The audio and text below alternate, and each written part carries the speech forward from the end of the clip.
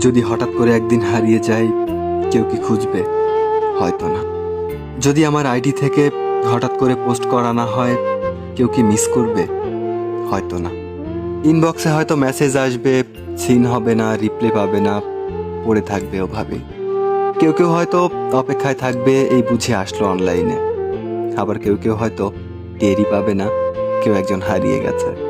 হঠাৎ একটা সময় কারোর হয়তো মনে পড়বে, কে জানি আর নেই।